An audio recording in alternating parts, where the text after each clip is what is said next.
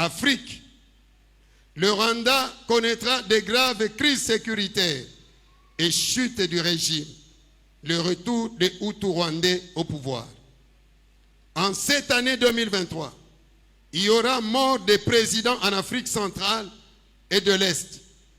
Les renversements de pouvoir en Afrique par les militaires et les rébellions se poursuivront encore en cette année 2023. La guerre de l'Ukraine et de la Russie se prolongera jusqu'en Afrique avec deux camps. Le camp des impérialistes avec les USA et l'Union européenne et le camp de la Russie et de la Chine. Beaucoup de pays africains se désolidariseront des USA et de l'Union africaine et l'Union européenne avec leurs institutions financières et leurs ONG seront fermées et chassées dans certains pays africains. Le temps du réveil en Afrique a sonné et la prise de conscience des Africains. Nouvelle ère au Rwanda et en Ouganda. Monde. Le Royaume-Uni ne sera plus royaume et naissance des républiques après le référendum. En cette année, le Royaume-Uni connaîtra une crise grave qui le secouera. Et lorsque vous verrez le changement de gouvernement en gouvernement, sachez-le bien que c'est le déclin ou la fin du royaume avec le dernier roi Charles.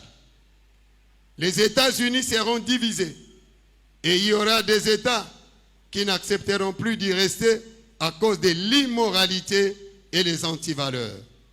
Fin de la domination française en Afrique francophone. La guerre des Américains et Occidentaux contre la Russie sera transportée en Afrique, car beaucoup de pays africains se tourneront vers la Russie et la Chine. L'armée fera partir plusieurs dirigeants du pouvoir.